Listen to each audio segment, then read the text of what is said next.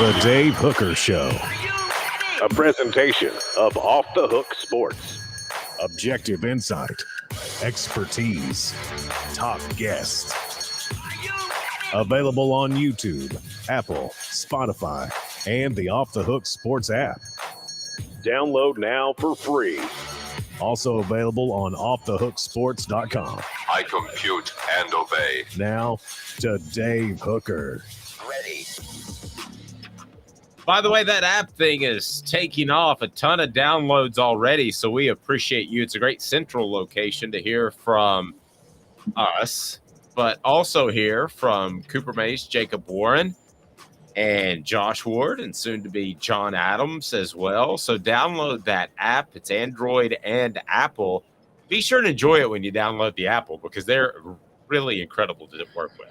Just going to go ahead and tell you that. So if you got the Apple version, know that we put a lot of work into that. So we've got a big show lined up. Fred White joins us. It's a Fred Friday.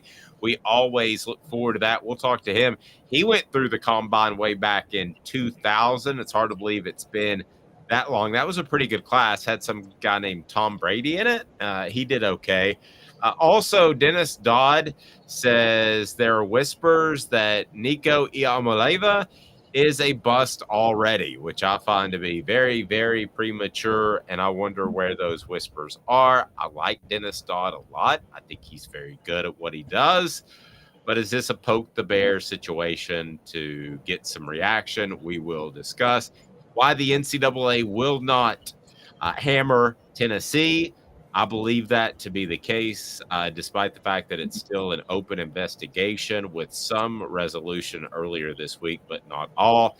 And combine times. It's a Friday. Good morning, Caleb. How are you, sir? I am tremendous. How are you, Dave? I'm well.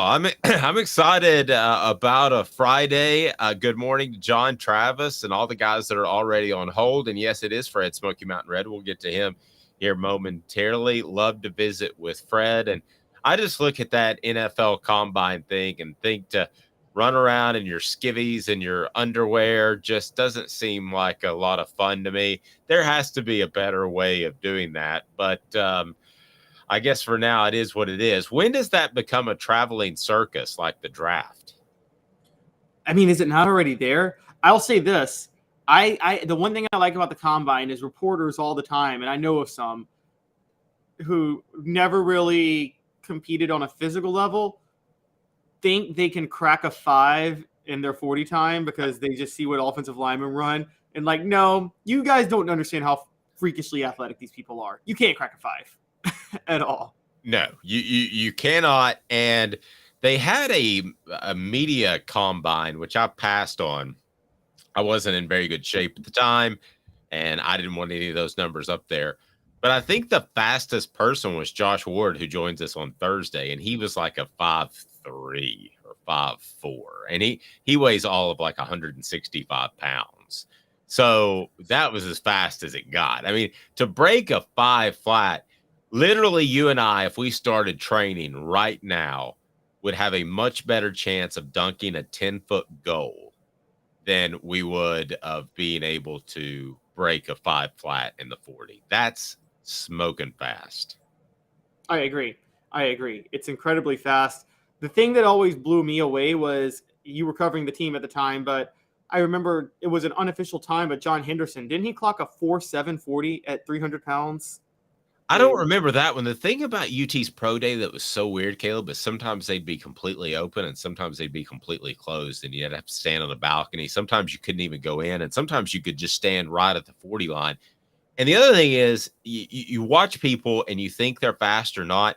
You really don't know. The only time that I watched somebody and I said, holy Hannah, in person, that's fast. You want to guess who it was? Goes back in the late 90s. Was it a defensive lineman? Running back. Running back. Okay, late 90s. I want to say Travis Stevens. No, it was Jamal Lewis.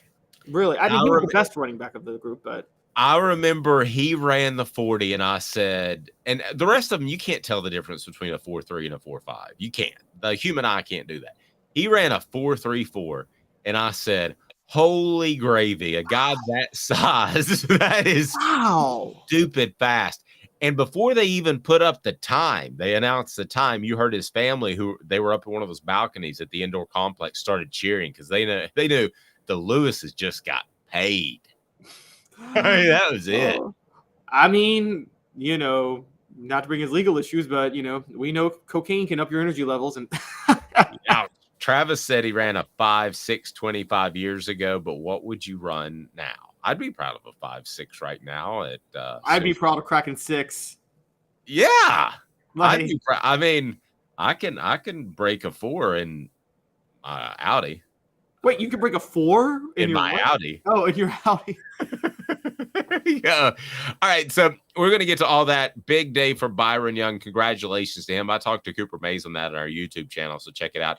Hit that like button. Smash the thumbs up button for those of you that already are on board. And I love seeing that for people all ready to be here, ready to get going. It means a lot to us.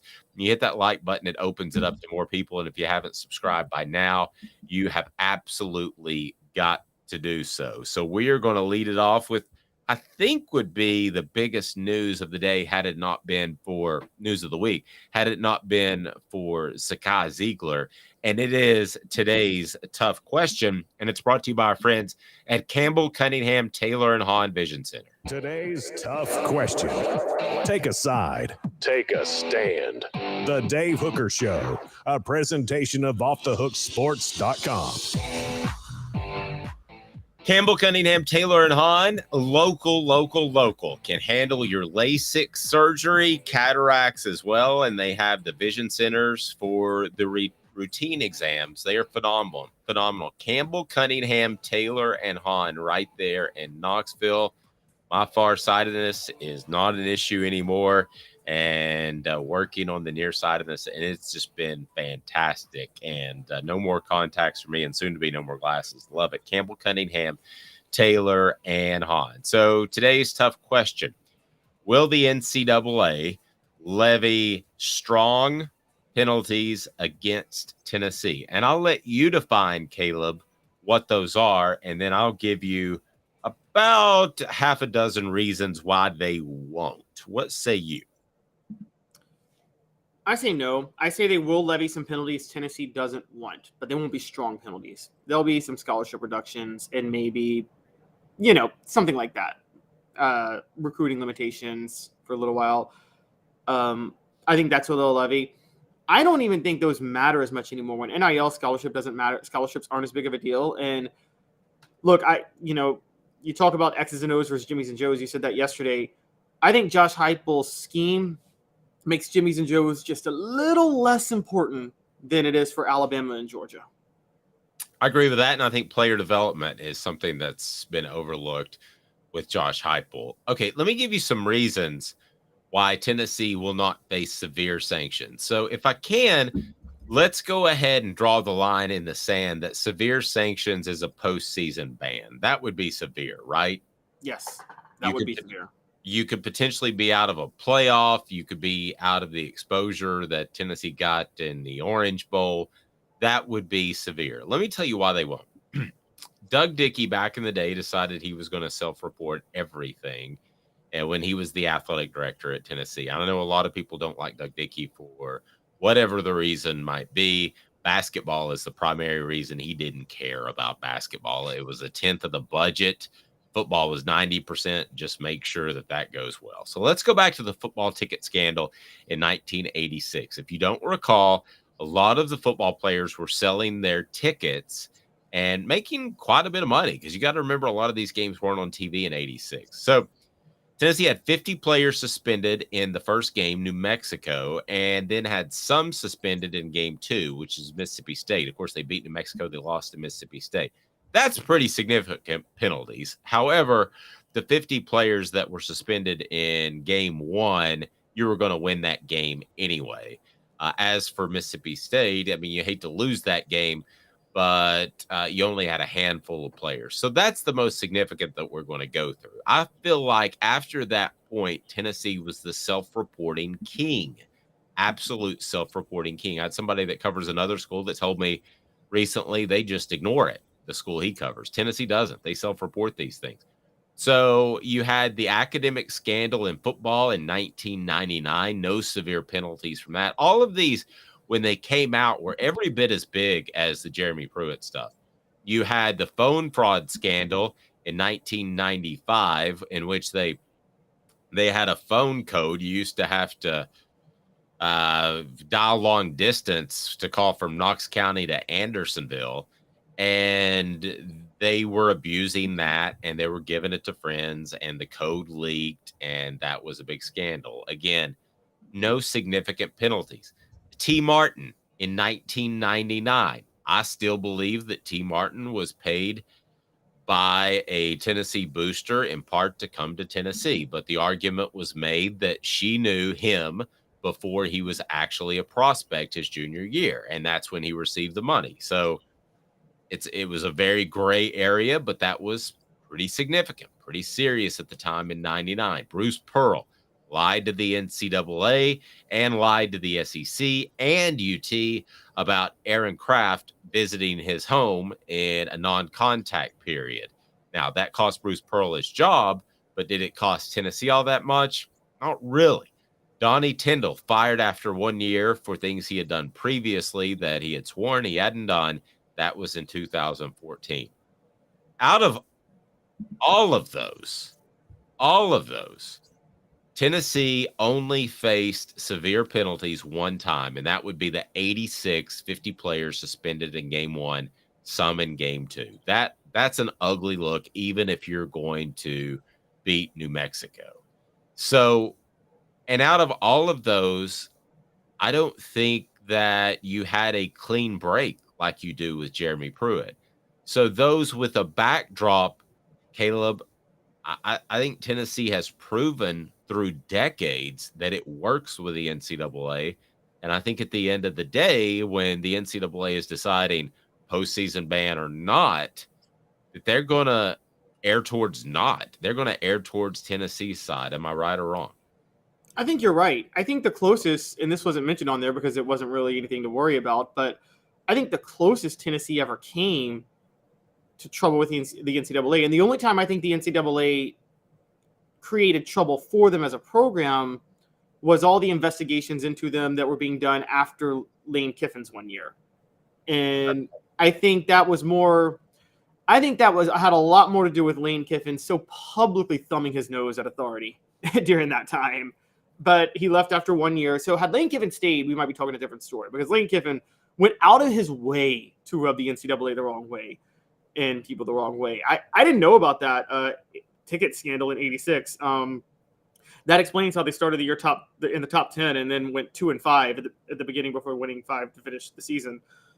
I'll never forget that, because remember, Sports Illustrated was basically your sole information. We talked about this yesterday, but on the inside cover, you turned it open and they had a big graphic of Neyland Stadium with a crack down the middle of it and facing NCAA sanctions. And that was a big deal. Oh my gosh. That was like being nowadays the lead on SportsCenter for every single story. So Lane Kiffin might have gotten in trouble, but I'll give him credit on this. It was David Reeves, his brother-in-law, quarterbacks coach, who lined up all the guys all the girls that went to see the guys in the hostess gate situation. And I don't think Lane would necessarily mind me saying this now, but when Jonathan Crompton had his big resurrection in his senior year, I said, I'm just noticing in practice that seems like you're spending more time with Jonathan and David is not. David Reeves. And he said, well, I don't really want that to get out. It makes him look bad. But did David Reeves go to Southern California with him after Hostess Gate? No, he did not. And that was his wife's brother. So I think Lane was smart enough, had he gotten into hot water, that he would have gotten out of hot water. Now, he was pretty cocky back then. You may be right, but I think he was smart enough to know when the difference between towing the line and stepping over the line. I could see that. And it was weird that he had a quarterbacks coach, because you knew that Lane Kiffin was the offensive coordinator and quarterbacks coach, the one coaching the quarterbacks. That was his forte. I sometimes, honestly, thinking about that now, all the respect in the world for Joey Halsley. Isn't Josh Heupel the quarterbacks coach too? Isn't he the one working with the quarterbacks? Yes. David Reeves was the hostess coach. He was not really the quarterbacks coach, because I mean, it was as clear as night and day. And people think you see a lot of things at practice as a reporter. You really don't, because you're at field level. There's 3 different practices going on by the time you've got best against scout team and on and on and on. You really don't get that much out of covering an entire practice. But I did notice that in the 2-3 weeks before Jonathan Crompton's resurgence his senior year, that Lane Kiffin was with him a lot more and David Reeves was not. I mean, it was very, very obvious. John says, NCAA said we were a model to be used in self-reporting and taking action. We reduced scholarships and cleaned house. Totally agree. I think Tennessee is the model. Smoky Mountain Red said, I just do not see how it becomes a harsh punishment. To me, a harsh punishment now punishes the wrong people. I could be wrong, but I hope I'm right. I agree with that too. I think Tennessee has that going for it. And they tried to stick with Bruce Pearl because he's a special coach. I mean, he's one of the top 20 or so coaches of his generation. Is that too strong? At the time, I don't know if he's still in that category, but when he was hired, he was. Again, I think Bruce Pearl, a lot of coaching success is having a system when nobody else runs that system. And I think Bruce Pearl's system, nobody in the SEC was running it at the time. And he just caught everybody by fire. True. And Pearl was beloved. So there was reason to bend over backwards to try to keep him, despite the fact that he might be fibbing to you and the NCAA. Right. You know, he took off the shirt, he painted his chest, he did all that stuff. He supported the Lady Vols. So they wanted to make that work. But I remember the press conference that he was in when they announced, I believe it was a 6-game suspension, Caleb. It was done at that point because he had already lied so much to the NCAA that once they found out all those were lies, I mean, the die was cast at that press conference, just nobody knew it. Yeah. I remember when it happened. I didn't know if the die was cast. Wasn't there another scandal that happened in the middle of the season, a smaller one, like something involving Brian Williams and his family, like a week before he was fired? And it was like he was already in hot water and then this broke. And I don't remember that one. I think it was something small. I think it was something like maybe Brian Williams like had a few extra tickets for his family for a game or something like that. But it's like a snooty supermodel.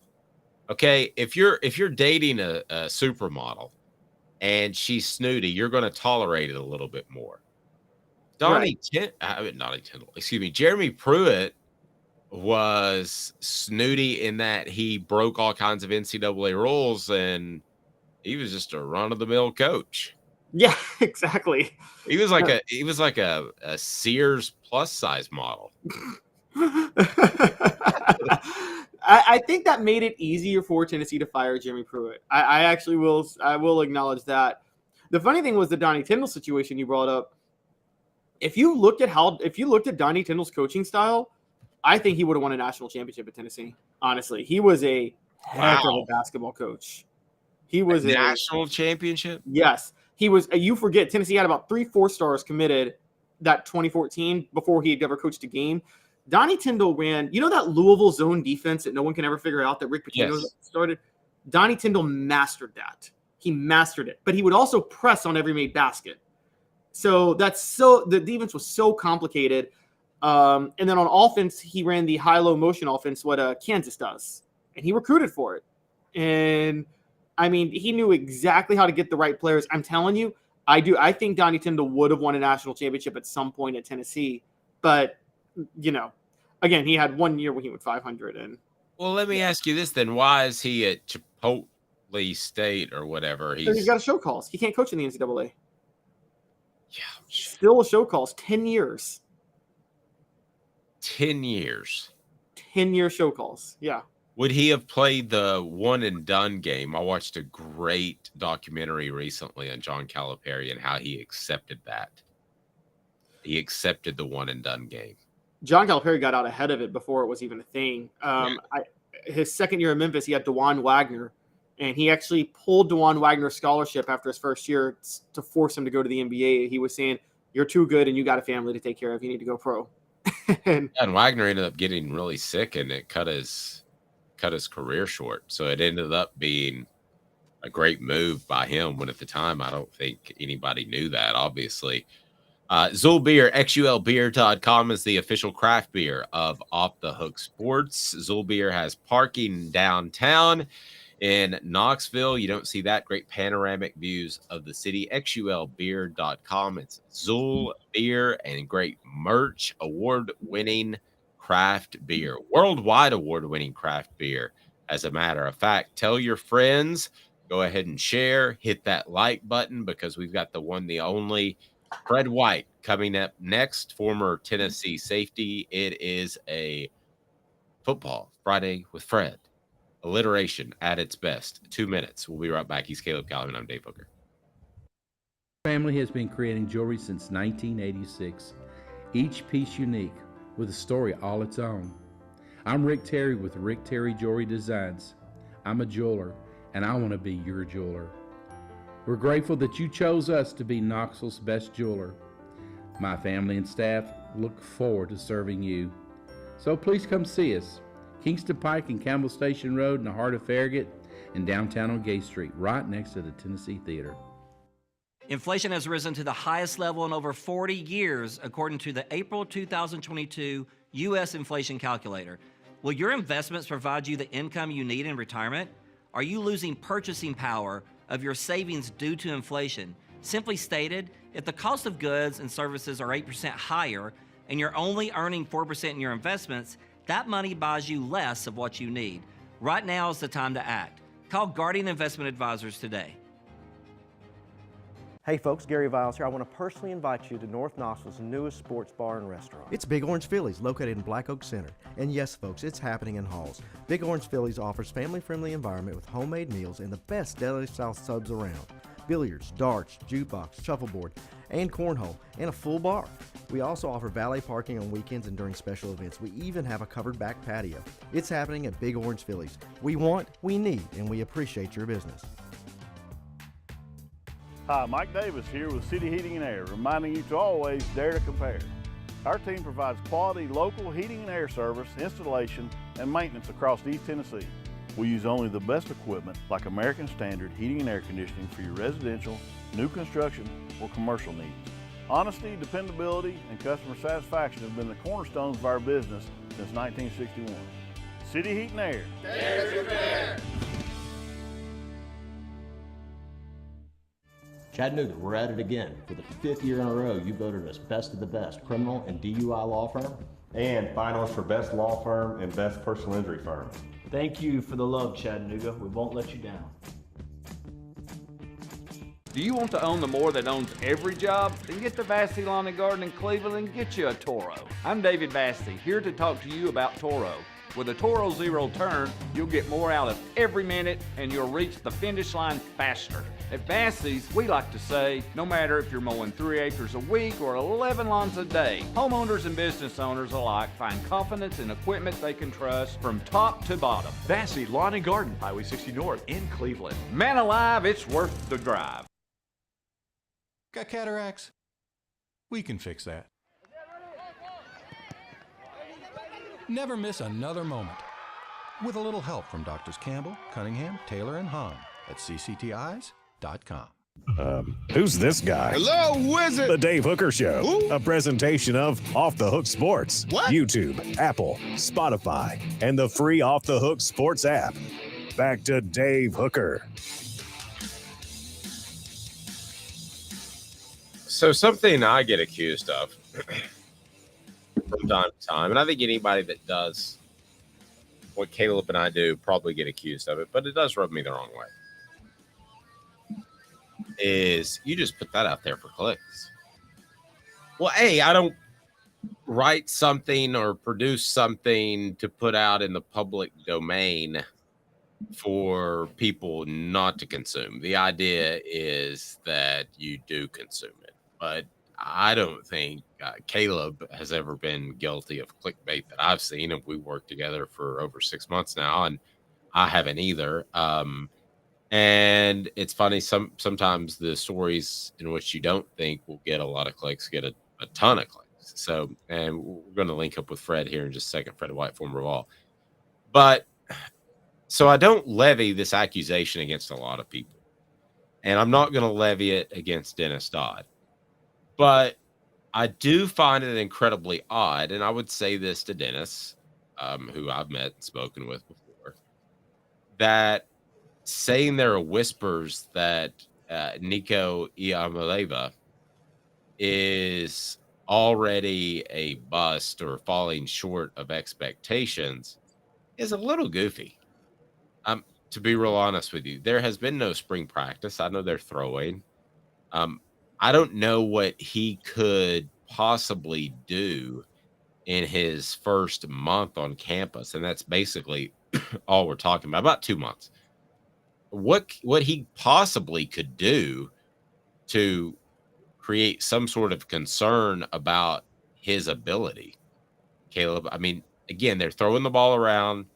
They're going to lift. I knew that he was skinny coming in. I think he has to add 15 pounds of muscle by August.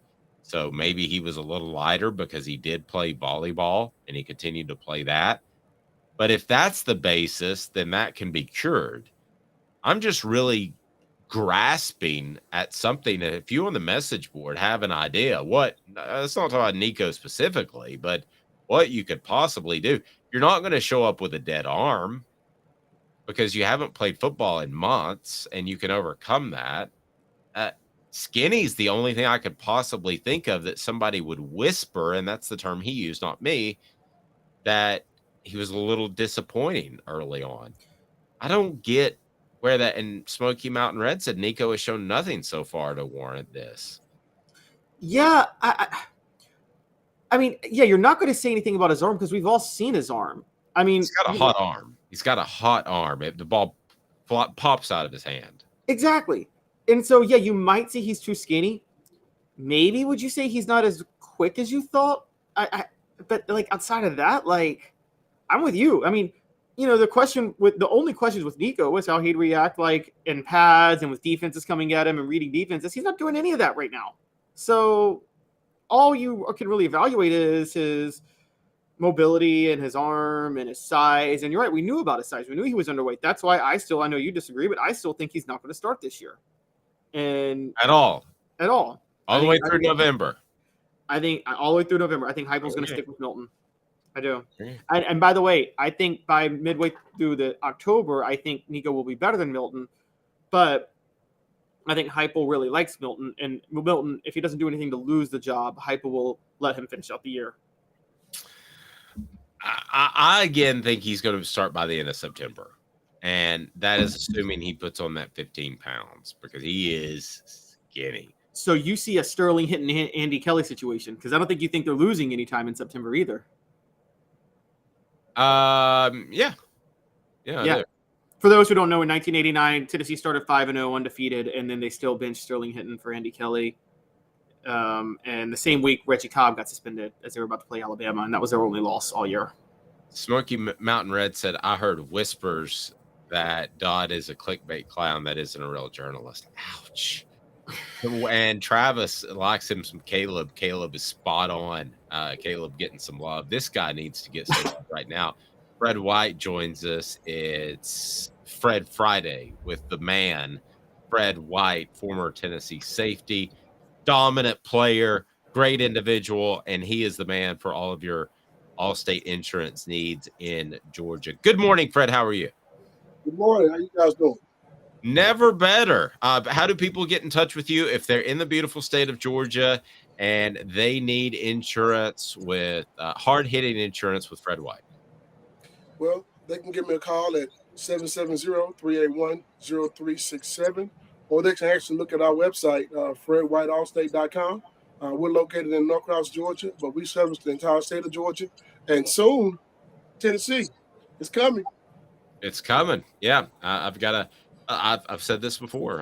My wife works in insurance, and I'm going with Fred instead. So, I don't want to get you in any trouble. Oh, it's too late for that, man. You're 20 years too late for that. So, Fred, the Dennis Dodd of CBS Sports, who I like, but I think he also likes to poke the bear. He said that Nico Iamaleava there have been whispers that he hasn't lived up to his billing. I'm paraphrasing. what in the world could he have done in 2 months to give you any indication, good or bad, that he hasn't or has lived up to his billing? What could he have done? They haven't even had spring camp yet. I don't know. I'm trying to figure that part out myself because you just got there. I mean, they've recruited this kid and he's been highly publicized. I don't know if that's the case of maybe the kid is trying to figure out how to be a college athlete. And I think he's hanging out with the right guy. Joe Milton is a guy who's, a leader, and he's going to have to teach him how to be one. That's one of the things as a freshman when you come in, the speed of the game is different. The way you do things are different. Spring workouts, completely different than what they'll be like in the summer and what they'll be like during the football season. And I think for him, it's something that he hasn't seen yet. So even though he's been on campus, 3 months, it takes a few minutes to get it together. I mean, it takes you as a freshman. I came in early, myself and Al Wilson. There was 4 of us back then came in early. Myself, Al Wilson, Spencer Riley, and a guy by the name of Mitch Baker. Mitch Baker ended up transferring to Ole Miss. But it took us a minute to get acclimated to what it was like to be a college athlete because it is completely different than what you've ever done in high school. And I don't care if you work out with the best quarterback guru, the best strength and training guy you think from high school. When you get to college, it's different. And you're competing. You're not watching, you're competing. So that may be the case, but I think he's going to be okay. Yeah, I think he's going to be really, really good from what I hear. Go ahead, Caleb. Fred, sticking with that, I want to go a trip back down memory lane. You were obviously one of the hard hitters on the team in the mid-'90s. Was there ever a time where there was a guy who may have been a little bit too full of himself early in spring practice and you and Al maybe had to humble him with a rough tackle? There was a few. There's a few guys that came through that had a little bit more mouth than what they should have. And that was one of the things that they used to tell us that. This is funny. You say a trip down memory lane. I'm going to show you my age. I'm going to do what Dave does. I'm going to do the Dave Hooker today and put my glasses on. Oh, my God. A trip down memory lane. I remember a few guys that were, like that. Brian Darden came in and he did the same thing. Brian was a really good football player. Had Brian been in any other football school, I think he could have been a superstar. He had all the intangibles. He was good size, good strength, speed, agility. Brian came in talking trash. He came in talking trash to the older guys.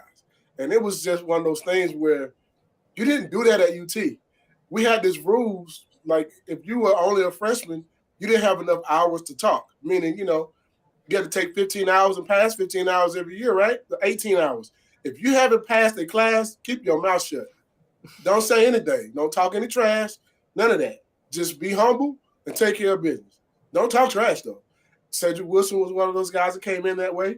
And, he lived up to the billing. I mean, he talked trash still to this day. I think every morning he wake up talking trash to himself in the mirror.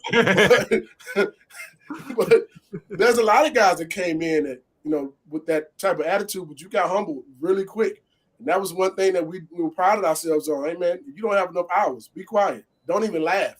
Don't even laugh at jokes. Be quiet. Just pay attention. Understand what's going on around you. And once you make it to be a sophomore, then you have, you got a little bit more room to say something, to laugh at jokes and crack jokes. But don't do that before time, because if you do, somebody's going to step to you and make sure you understand that you're just a freshman, and that's it. What about a guy like Jamal Lewis, who is so physically gifted? He wasn't like a freshman. Was he allowed to laugh at jokes? Jamal came in with the same rules we all came in with. Okay. And he abided by those same rules, just like everyone else did. If you didn't abide by those rules, man, you better be very special. You hear me? Because we look at it this way. There's not a whole lot of freshmen that came in and did a lot. Jamal Lewis is an anomaly. Peyton Manning came in as a freshman and wasn't Peyton Manning, if that makes any sense. You understand what I'm saying? So when you come in as a freshman, man, hey, listen. Watch, listen, learn. Keep your eyes open. And even if you balling out, guess what you're not going to do? You're not going to talk about yourself. And you're going to do all the things we say that are our team rules, period. Because if not, the offensive lineman might open up that hole for us to blitz through to knock you out. Or, you know what I mean? Or we might just put you out there with Cozy Coleman and say, hey, Cozy, go get it. I mean, yes, that's the name of the game. That's how you do this. I mean, what it did was it gave us a hierarchy, meaning that every guy on the team had someone they had to look up to. Until you made it to the top of the heap to be the leader, you still got to work. That's it. Yep, absolutely. Smash that like button. Fred joins us each and every week, and we love visiting with him. Hit the like button, opens us up to more viewers. And if you haven't subscribed by now, you're crazy. You mentioned Joe Milton. Rebecca says, I think Joe's going to surprise everybody. It's time to light it up. I'm excited to see Nico, but he needs time to develop. He'll see the field some, but I don't think he'll start this year. You kind of alluded to Joe there. I know you still hear a lot of stuff from around the program. Mm-hmm. If you had to predict, and I know it's early, March is way early. We haven't even seen spring camp, but how would you predict this fall camp unfolds? From the quarterback position, I'm going to think that coming out of it, going into it and coming out of it, I think Joe Milton's going to be your guy. I mean, it's his job to lose. And I don't think he's done anything to lose it in the last few, he did a great job in beating Clemson in the Orange Bowl without having some of the key guys. You didn't have Tillman, you didn't have Hyatt, and you still lit it up with the guys, Squirrel White and those guys. I look at our team and I say, man, I think we can move forward with what we have already. But I'm never going to say that a freshman can't come in and do the job. The game has changed some. Back in the day, Jamar Lewis was the only freshman that came in and did anything significantly for us. But that time has changed. These guys are coming in a little bit more prepared and those type of things. But I see Nico being the backup until otherwise. And meaning otherwise, this is the SEC. Injuries happen. Joe got his start this year because of an injury. Things like that happen. And I'm hoping that those things don't happen. But if he stays healthy the entire year, it would be great for us to be able to have Nico sit on the bench and learn the entire offense and do those type of things. I don't know if that's going to happen. I think his arm talent puts him in the conversation regardless. But I do see that most of the guys on the team have one thing in common. They all respect Joe Milton. And that's one thing you can't take away from any football team. I've said this years ago. I'll say it again today. We had Casey Clausen's brother that played quarterback at Tennessee. Rick Clausen.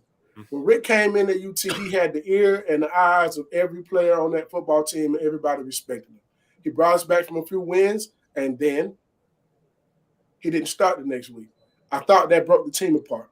I didn't think not that Eric Ainge wasn't a good quarterback. It was just that he just had the leadership ability at that time. And sometimes you got to go with your leader.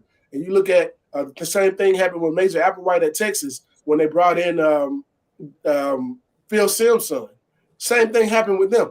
So you look at how those things make a difference. It's also sometimes you got to do what's best for your team, and not just what's best for to sell tickets and highlights and those type of things. And I think we got a coach though that understands that. I think Josh Heupel does understand. He understands all those things. He's going to put the best guy on the football field that's going to win games. Period. Regardless of what position it is. I've seen that with what happened with a lot of things last year. If you're not up to par, you're not doing what you're supposed to do, you're not handling team rules, guess what? You won't be playing this week. And I'm proud to say that I got a coach that'll do that nowadays. Because some guys will just put a guy on the football field just because he can play. No, it's a little bit more than that. It's integrity, character, those type of things, and leadership ability. And if you're a quarterback, you have to have those abilities in order to be able to play at this level. By the way, Rick Clausen, the only player in my professional career that declined to answer a question from me during a press conference. It went right like this, what was the question? What was the question, Dave? It was easy. It was just like, how'd the game go or something? And he looked at Bud and he goes, Bud, I told you I'm not going to answer questions from him anymore. And I was like, okie dokie. It would have been nice if somebody would have told me. Oh, man. It's a little miscommunication there. Fred, sticking with the quarterback thing, it's funny because we've compared them a lot when talking with you in the past, but it seems one of the reasons that Joe Milton, I wonder if this had anything to do with it, why the team respects him so much, the fact that he decided to stay after losing his starting job. And I think back to 1997 when Peyton Manning said he's coming back for a senior year and the whole team celebrates, but it's like, T. Martin in his mind is like, man, I wish he was going to the NFL draft so I could start. But how much did it resonate with you guys that T. Martin still decided to stay, learn under Peyton for a year, and really, it seemed like by the time he was ready to start, he had the full respect of everybody on the team the next year. Oh, absolutely. He had the respect. I don't know how much it correlates, though. It was a different situation. I mean, that was Peyton Manning. I mean, to say the backup quarterback to Peyton Manning is a lot different, in my opinion. He's one of the greatest quarterbacks to ever play the game, And to be in the same room with him, you do know that you're going to learn a lot. And, yeah, T could have left and went to other places and played. He could have actually went to another school before coming to Tennessee and played early. So we do respect T for that, but we also knew what we had in Peyton Manning as well. And this is a little bit different situation in the sense of, I think Joe Milton understood that, okay, I did get beat out, but I did just transfer from a major school where I started. I came here, I did lose my job, but I lost my job to a better guy.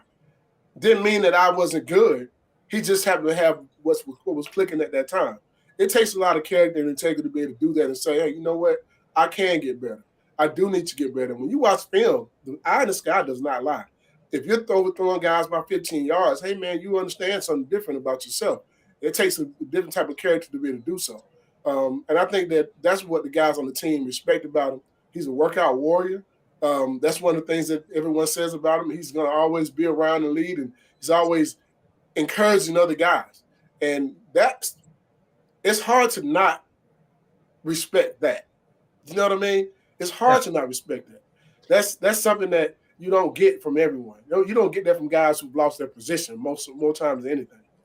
And in this situation, T didn't lose a position. He was behind Peyton Manning. He knew that. Yeah, and he came to Tennessee and was willing to sit that time because he wanted to compete with the best. I remember talking to him about that and talking to you about that. The thing that's interesting to me about Joe Milton when I talk to players about Joe Milton is the exact same thing that you just pointed out. It was that they have that respect for him already. So if my prediction is correct that Nico will take over at some point in the fall, and it may not be, I've got a lot of predictions that aren't correct. But if it is correct, he's going to have to overcome that, because if it's close, I think Josh Heupel is going to go with Joe Milton partly because of the respect and admiration of his teammates. Yes, and that's something that you don't just get by coming in as the top quarterback in the country or whatever, coming in as a freshman. You got to build that relationship with them. That's something you have to build over time. And, like I said, I think Joe Milton is a guy, he's earned the right to be able to be the starter day one from what he's done so far. Now, we still have a whole lot of spring left. We still have a whole lot of summer left. So, barring anything else, hopefully there's no injuries. Hopefully there's, no other things going on. That's where you see where your leader's going to be. I like Joe. I think Joe is a really good football player. One of my teammates has been pulling for Joe ever since Joe got here. Terry Fair, he says that he's the guy. He's the guy. And he does have that talent. He has an arm strength, man, that you don't find that type of arm strength every day. There's only a few people in this world that got arm strength like that. I mean, so I would love to see him do well. I hope he does well, because if he does well, I think we do well. I have seen freshmen take their team to the national championship. I have seen freshmen, do a really good job for the squads. We keep watching them every other year now.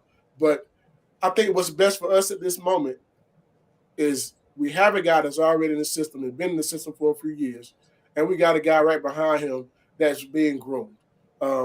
Whether that maturation process it speeds up over the summer, we shall see. But I think right now he hasn't seen live bullets in an SEC stadium yet. That's something that I can't wait for him to experience for himself, not being on the sideline, but being in the game. That's what I'm looking forward to seeing first. Great. Good stuff. Great stuff. Go. Fred, moving on to the other side of the ball, we all know the issues with the secondary last year. I think one of the underrated losses for Tennessee is one of the players who wasn't invited to the combine, even though I thought he should have been, which was Trayvon Flowers at free safety. It seemed to me a lot of last year, and I want to know your thoughts on this as a former safety, that a lot of times free safeties sometimes have to sacrifice what's best for them individually for the team. If the cornerbacks aren't as good, they kind of have to cover for some mistakes. And I felt Trey Flowers did a lot of that last year. How would you convince a safety, whoever would take his spot, to reconcile that fact that, you might have to sacrifice a little bit of what's best for getting you noticed by NFL scouts because the cornerback play may not be at what it needs to be yet? Well, I think it's more so you sacrifice for your team and not just for yourself. You're sacrificing for your team. Sometimes you have to do that. And that's the one thing. If you have, we always go back. I'm going to go back this time to what we had back then, the continuity we had for our team. Dwayne Goodrich, Steve Johnson, and Deion Grant. We knew what each other were going to do because we communicated. And we didn't just communicate in games, communicated in practice, in the meeting rooms. We communicated all the time. I can call Deion right now and say, well, I lose one robbery. He's going to tell him I got you over the top. Right? That means I got to play everything short. Steve Johnson, I can call him and say, man, 87. He's going to say, I'm jumping the curl. I got you over the top. That's, you know what I mean? Those are the things that we had that made us better. Yeah, we are sacrificing certain things. And I would tell Deion sometimes, hey, man, if it's run, I'm gone. If I read run, I'm out of here, okay? So that means you're by yourself. Dwayne Goodrich, same thing. You already know we're playing against the Georgia football team, and they got Jasper Saints, and they can run the ball. They can get downhill real fast. Offensive line was good. They were very talented. I would tell them every time, if I see that tight end blocked down, I am gone. So if it's bootleg, I need your help over the top because I'm not going to be there. I'm gone. So that was communication to make sure we understood what each other was doing, but it also gave you opportunity to make your own plays if you read something. That you just said, our rule was you just be right. That means learn what you have to learn, understand what you have to understand as far as what the other team is trying to do, as far as alignments, assignments, and those type of things. I feel like as a safety, your job is to help out your corners, but it's also to be able to have a conversation with them and say, hey, listen, let me know what you're thinking on each play, or let me know what you're thinking. We have our own signals. I knew when Dwayne was going to be jumping everything because he would give me his hand signal.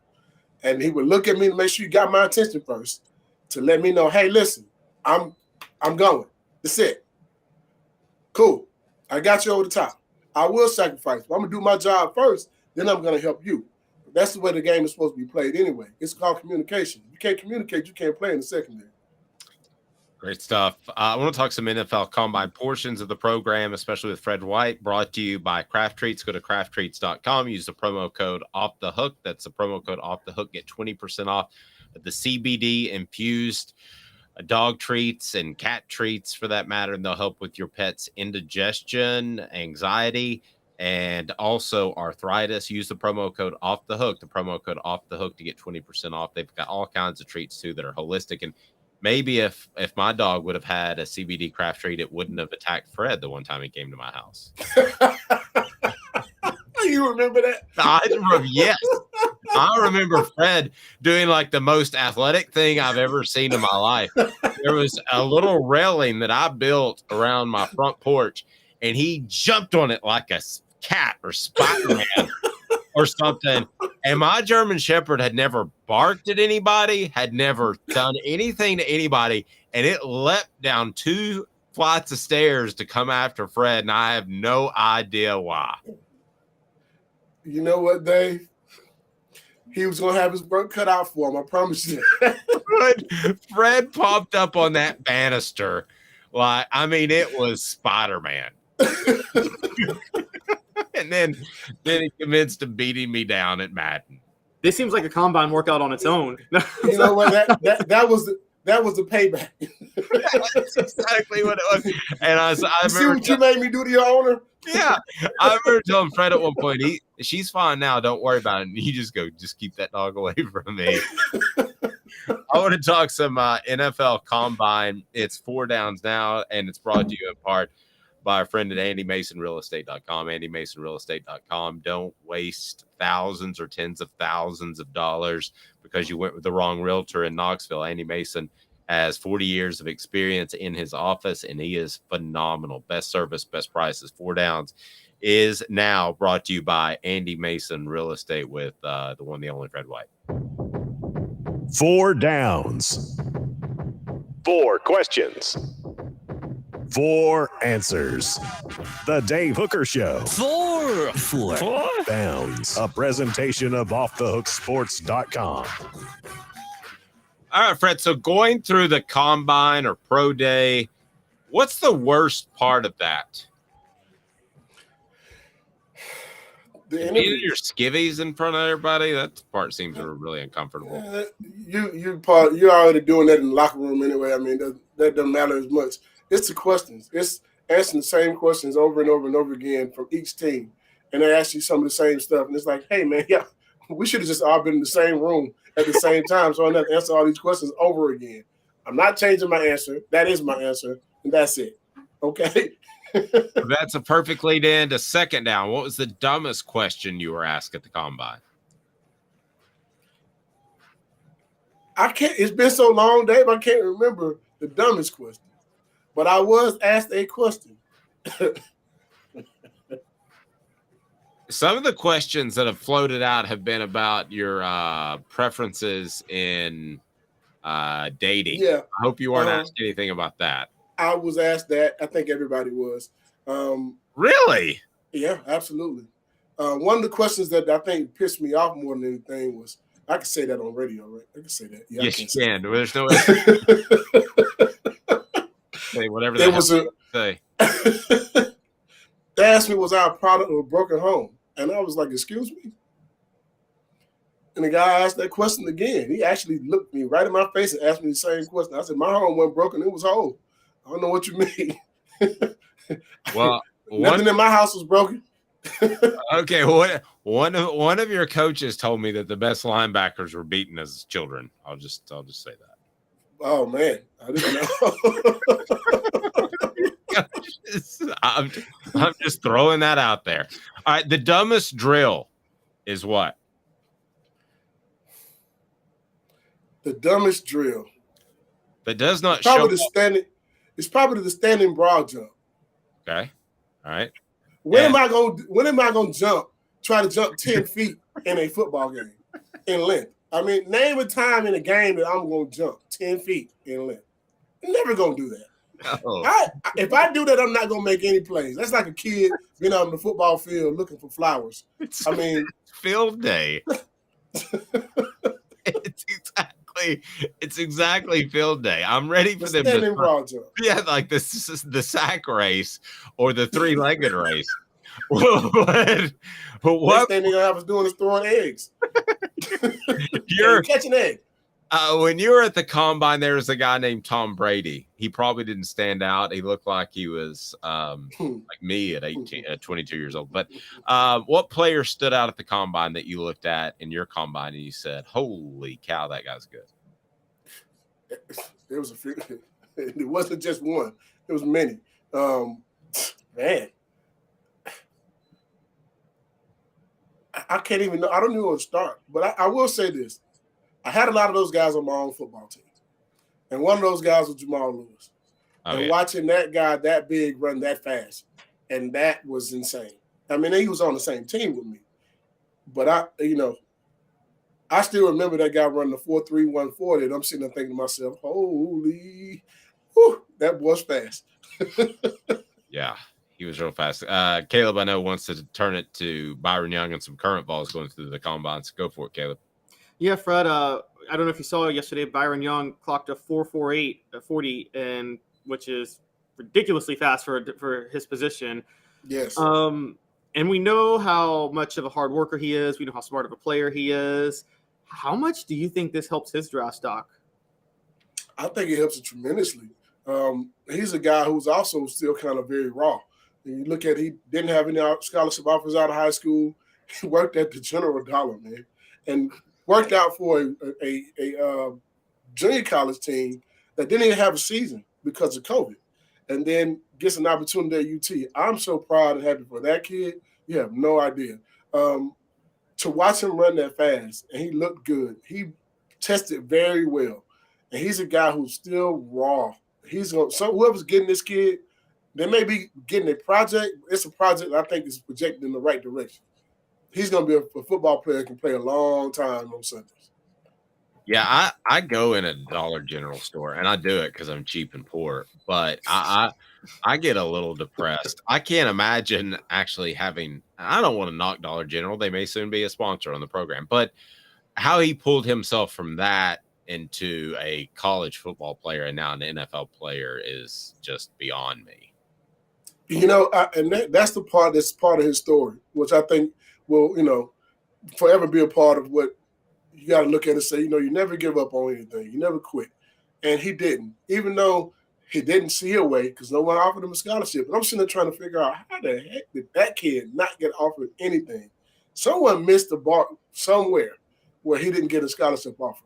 I mean, for a kid to not play football for 2 years and come to the SEC football team and start for 2 years and get to the combine and run that fast, someone missed the boat somewhere. But this kid, I'm happy that he's gotten to that point, and I'm happy to where he can go out and do something for himself and tell that story to let people know that you don't quit, you don't ever give up. And like you said, Dave, I go in some General Dollar stores sometimes, and it's like, man, okay, I guess that was what he needed to help him get to where he was going. I'm happy it was part of his story because where he's going now is even a bigger part of the story. Quick embarrassing story. I went to Dollar General for Valentine's Day for my daughter, my wife, and waited in line for like 5 hours because they always have the longest lines in the Dollar General store, do they not? And got up there, waited, had the balloons, put it all together in separate packaging, and she rings it up. And my card was declined because it had a fraud alert on it. So I'm like, I'm the poorest guy at the Dollar General store, Fred. You know, one of the reasons why you don't complain about being in the dollar store, you don't complain about being there. And you don't complain about being in the line because you know the line's going to be long. Yes. Well, before you even walk through the door, you know the line's going to be long. So you just wait. Yeah, but you hope your dad blamed card works. Go ahead, Caleb. Dave, I could have. I wish I was there to take a picture of your face when it happened. Well, it was that, and then it was the phone conversation with my wife about it. What is the deal? And she goes, "I'm home." Sorry. Did you have to go to the back of the line? Oh, I had to leave it because I could still use the ATM. I just couldn't use the card, so I had to go get cash, then go to the back of the line, then repackage the gifts. Oh gosh, that's bad. Not a happy day. That's funny. I mean, complaining about a line at Dollar General is like complaining about a Spirit flight and not going the way you thought it would. Sorry. I hate that. By the way, man, never again Spirit flight. Went to UMass. Not doing that ever again. Current players you want to touch base on, Caleb? Yeah. Spirit breaks your spirit. That's what we say. Gotta have some spirit.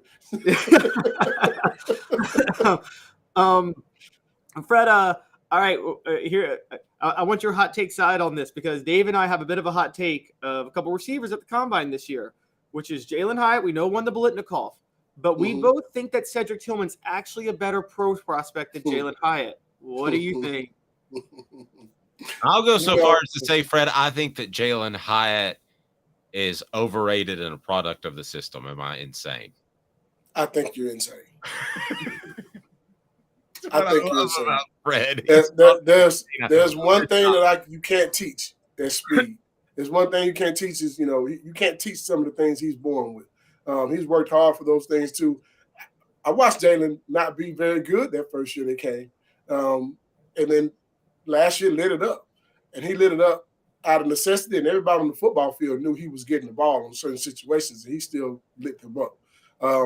You can't go for 5 touchdowns and against Alabama and not be worthy of being a good football player. That's not just system. That has to be, that has a lot to do with him too as a football player. Do I think Tillman is a more well-rounded receiver? I do. I think he runs better routes because he was asked to do different stuff in the offense, in my opinion. Does he have good hands? Absolutely. Do I think they both can be good at the next level? They can. I think Tillman is a guy whoever gets Tillman is going to get a steal. Because of his injuries, he's probably dropped in the draft. If he was healthy the entire season, I put Tennessee right there in the national championship, in my opinion. Not, losing him on the other side of Jalen made it harder for us to be able to beat teams like Georgia. We needed all hands on deck to beat a team like Georgia.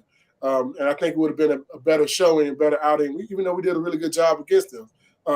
Having said to Tillman at 100% all season, we're a different football team, period. Because the ball can go to either side and you can't double team not one guy. You have to cover the one-on-one, and I take my chances with both of those guys one-on-one against anybody in the country. Any secondary guy, you can take the number one corner right now. You put them up against them in our offense one-on-one, I'm taking our guys. So I think they both can make it to the NFL and do really good. I think Tillman will drop in the draft just because he didn't play as much this year, but he is going to be a guy that can play in the NFL for a long time because he has all the tools. Let me ask you this. We've taken up too much of your time. I greatly appreciate it, Fred. I love talking to you. But let me ask you this. Darnell Wright will be a Pro Bowler, All-Pro, or Hall of Famer if you had to pick one of the three. It's hard for me to say someone's going to be a Hall of Famer. Right. That's something that, it takes – you got to be one of the best, in my opinion. Can he be? He can. Will he play in the NFL for a long time? I'm going to check that box for sure. All-Pro, I think he can do that too. I do too. I think he has it where he can be that next lineman that comes out of Tennessee. We've had a lot of guys come out in the last few years that have played a long time, and he's going to be the next one. Yep, I agree. Fred, how do people get in touch with you for their insurance needs in the beautiful state of Georgia, where you still don your orange, which is awesome? Every Friday, Dave. You know I'm wearing my orange now. Oh, I know. Every Friday. And I go to lunch every Friday. Say? That's tight. Yeah, that says Tennessee Cider Company. They'll be right there with our team as well, this orange on. Oh, okay. Yeah, I'm looking forward to trying out the Tennessee cider. Yeah, man, we're gonna do that very soon here, Dave. Okay? We're gonna do that very soon here, Dave. Let me straighten that hat up a little bit. There we go. We're gonna do that very soon here, Dave. Look for that phone call very soon. But you can give us a call here at 770-381-0367. You can also look us up online at fredwhiteallstate.com. Give us an opportunity to teach you about the business or teach you about your insurance and kind of give you any information you need. It's all about education. If you can educate anyone on anything, it helps them for whatever they're preparing themselves for. And when it comes to insurance, I can do that. Myself and my team will do everything we can to make sure that you understand the ins and outs of what you have on your coverage. If you're with us or even if you're with another company, the whole goal is to educate you guys and show you what we can do for you and what insurance is good for. And give us a call anytime. 770-381-0367. Beautiful. Smoky Mountain Red said he's already looking up Tennessee cider, so be sure and do that. And we've got a big project that we're looking forward to over the summer, so it's going to be a lot of fun. Fred, you're fantastic, man. I love you. Have a great weekend, and I'll talk to you soon. Hopefully, tomorrow. It will be. Hey, talk to me tomorrow. Fred, before we let you go, can you tell people in Atlanta something for me? Since you're there. Learn to drive. Sorry. I know you're not in Atlanta, but I know you're near it. So I'm just saying, can you tell them? I love T.I., but can they stop taking credit for trap music? The elements of trap music started in Memphis, my hometown. Whoa! Slow your roll. I got another 10 minutes for that. Slow your roll. Troubles. Let's go, Fred. We'll have a debate on this. All right. I can sit here and think about the Allman Brothers. Oh, they're from Oak Ridge, aren't they? No, that's the Oak Ridge Brothers. Oh. All right, Fred, have a blessed. There was no trapping there, I promise you. No, I don't know what that means. Have a blessed weekend, Fred. We love you. You guys have a good one, man. Go Balls. White, former Fall. How awesome is he? Is Smoky Mountain Red asking about Tennessee cider? Is that one based in my area, Sevierville, Gatlinburg? It is. It is. We've got a huge, monstrous project that we've been working on. We're excited for, and it's super cool. Super cool. City Heating and Air Conditioning, integrity matters. 50 years of experience. cityheatandair.com. And they are fantastic. When that unit goes bad, that HVAC unit, then I want you to remember that it may just need some Freon. It may need a part. You don't need a whole different unit. All you need is City Heating and Air Conditioning, over 50 years of experience, cityheatandair.com. And I want to be sure and thank our friends at Bassey Lawn and Garden. Get to go up and visit with David Bassey today, but we're going to take the shortest break ever and come back and ask the question, what would define Nico as some sort of bust, as Dennis Dodd referred to? So stick with us. 2 minutes off the Hook Sports with Caleb Calhoun and Dave Hooker.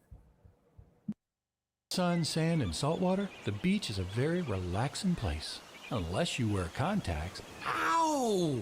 Open your eyes to the best the beach has to offer with LASIK vision correction from Campbell Cunningham Laser Center. Do you want to own the more that owns every job? Then get to Vassey Lawn and Garden in Cleveland and get you a Toro. I'm David Vassey, here to talk to you about Toro. With a Toro Zero Turn, you'll get more out of every minute and you'll reach the finish line faster. At Vassey's, we like to say, no matter if you're mowing 3 acres a week or 11 lawns a day, homeowners and business owners alike find confidence in equipment they can trust from top to bottom. Vassey Lawn and Garden, Highway 60 North in Cleveland. Man alive, it's worth the drive. Hey folks, Gary Viles here, Viles Automotive on Calhoun Drive. I've been selling cars here in East Tennessee for 27 years. In that time, I've come to realize it's not about the car. It's about you, the customer. So I'm here to take care of you just like family. Good credit, bad credit, you name it, we can get you taken care of. If we don't have it, we can find it for you. We go across the country to get any vehicle that you want. And here at Viles Automotive, we don't believe in fake numbers. We just give you great deals. And as always, we want, we need, and we appreciate your business. Hi, Mike Davis here with City Heating and Air, reminding you to always dare to compare. Our team provides quality local heating and air service, installation, and maintenance across East Tennessee. We use only the best equipment like American Standard heating and air conditioning for your residential, new construction, or commercial needs. Honesty, dependability, and customer satisfaction have been the cornerstones of our business since 1961. City Heat and Air. Dare to compare. Chattanooga, we're at it again. For the 5th year in a row, you voted us best of the best criminal and DUI law firm. And finalist for best law firm and best personal injury firm. Thank you for the love, Chattanooga. We won't let you down. Our family has been creating jewelry since 1986, each piece unique with a story all its own. I'm Rick Terry with Rick Terry Jewelry Designs. I'm a jeweler, and I want to be your jeweler. We're grateful that you chose us to be Knoxville's best jeweler. My family and staff look forward to serving you. So please come see us. Kingston Pike and Campbell Station Road in the heart of Farragut, and downtown on Gay Street, right next to the Tennessee Theater. Who's this guy? Hello, wizard. The Dave Hooker Show, a presentation of Off the Hook Sports, YouTube, Apple, Spotify, and the free Off the Hook Sports app. Back to Dave Hooker. If you haven't had a chance to check out the YouTube channel recently, and by the way, John's saying smash that like button. I just passed the message along. So smash the like button. But subscribe and be sure you've done that. If you haven't had a chance, so we have Cooper Mays and Jacob Warren, who are just great individual young men. And the thinking was, what are we going to talk about in the offseason? So I kind of had this one in my back pocket and just talked to them about when they thought they were actually good football players, when that step kind of happened and their motivating factors. So if you're more into the written word, we'll have some feature stories coming out about them. But it was just a super cool sit down that just doesn't happen a lot at the local media level, because you have an 8-minute press conference and that's what you do. And I'm not knocking anybody. That's how everybody does it now. But I thought it was a lot of fun just learning about how Cooper Mays' mom was just a huge influence in his life and still is. And Jacob Warren, how He remembers catching his first pass in 8th grade because Caleb, I don't know if you know this, but if you're too big in Little League, you can't touch the ball unless it's a fumble. So you have, like, in Knox County, you have the big green X.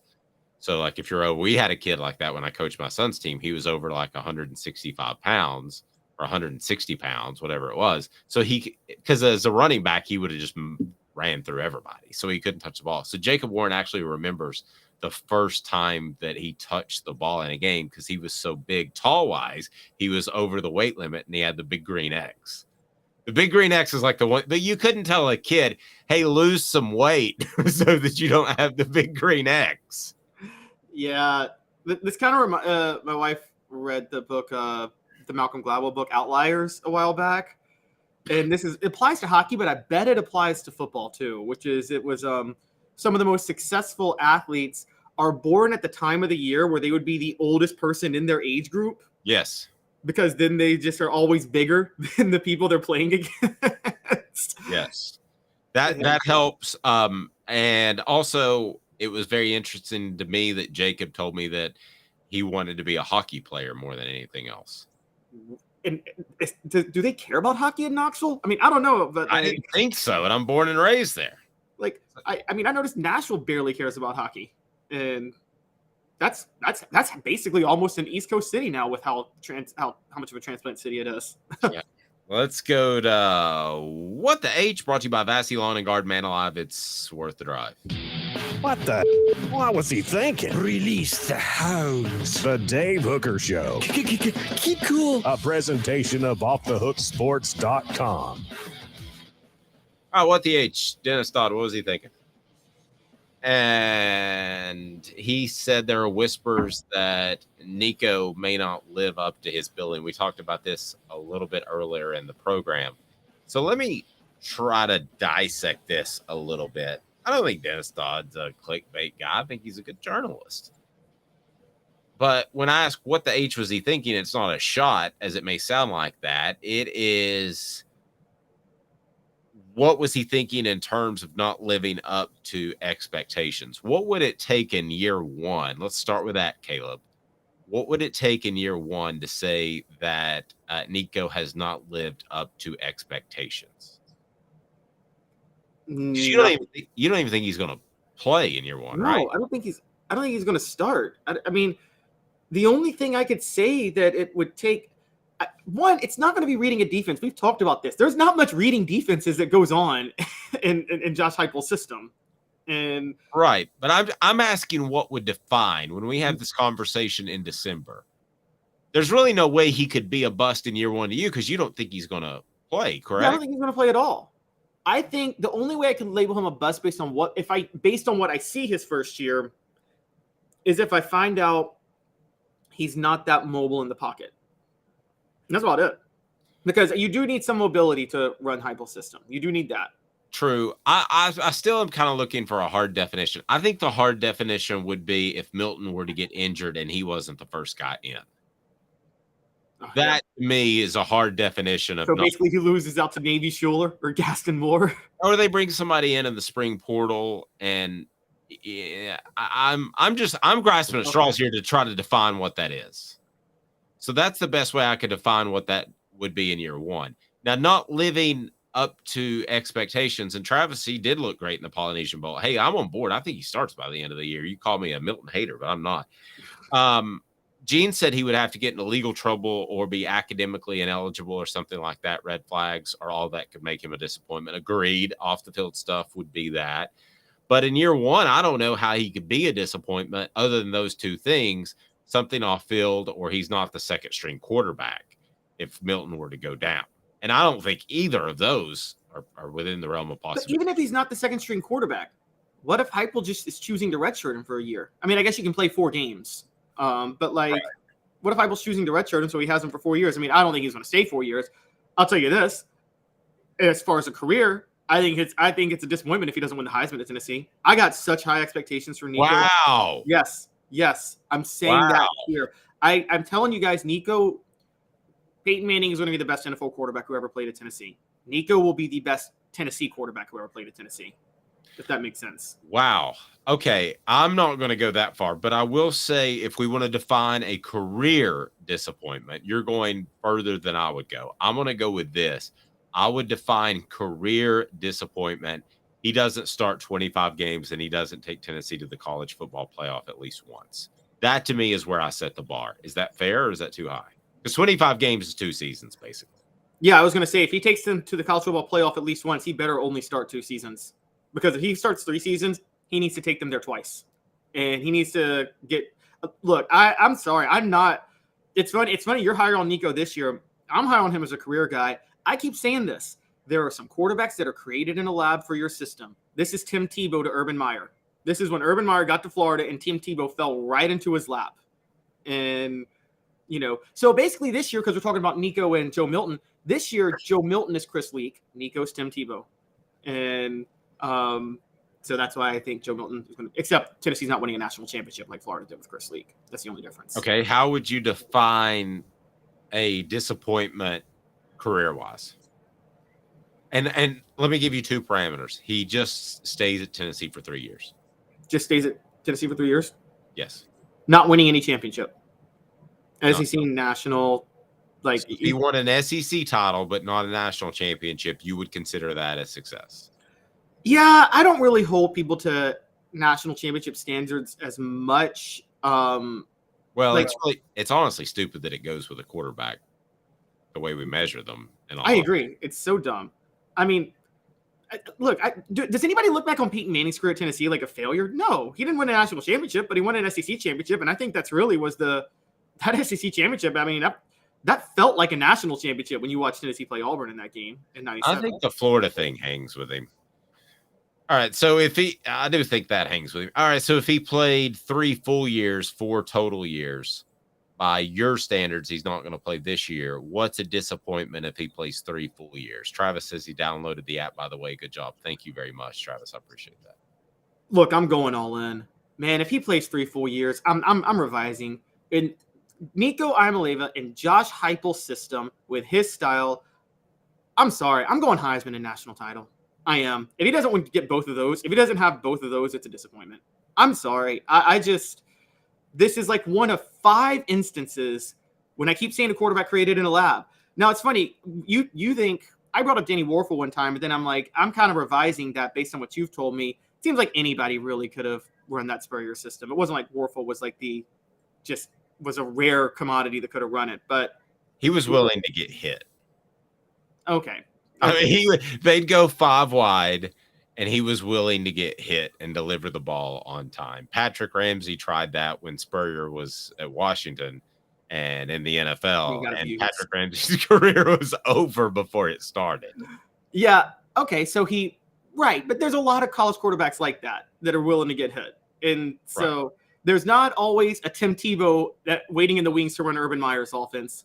And there's not always a Nico Iamaleava waiting in the rings to run Josh Heupel's offense. You don't find this quarterback every day. Josh Heupel will never have a better quarterback than he got in Nico Iamaleava. It's impossible to find a quarterback like that.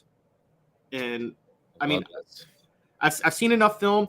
Again, I'm not even saying Nico as an NFL prospect. I think long term, gun to my head, Arch Manning would be a better NFL player than Nico Iamaleava. I think you would agree with me on that, right? Yes. Yeah. I agree with you on that. Right. Smoky Mountain Red says, I have 0 faith in the current Heisman setup anymore. It isn't about the best player. Unfortunately, that's true. Nico, they won't be able to ignore Nico, guys.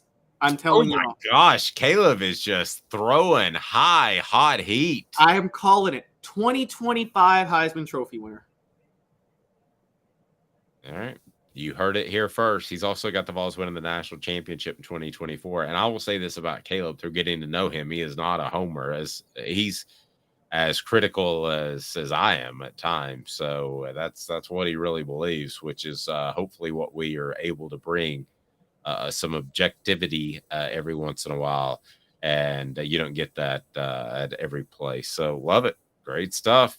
He's Caleb Calhoun. I'm Dave Hooker. Fantastic show with Football Friday with Fred, and Travis says Arch Manning will be a disappointment. Oh no, he won't. Okay, no. Let's play this game for a second. Okay. Who is most likely to be a disappointment, Arch or Nico? Well, Ooh. at Do you that want to point, save that for Monday? That's gold. Travis is our new producer. yeah, that's a good gold, one. Jerry. Gold. So should I give my answer or should I just save it for Monday? We'll save it for Monday, but don't forget a presentation of Off the Hook Sports. Have a fantastic and blessed weekend, everyone. We love you and we appreciate the support. He's Caleb Calhoun.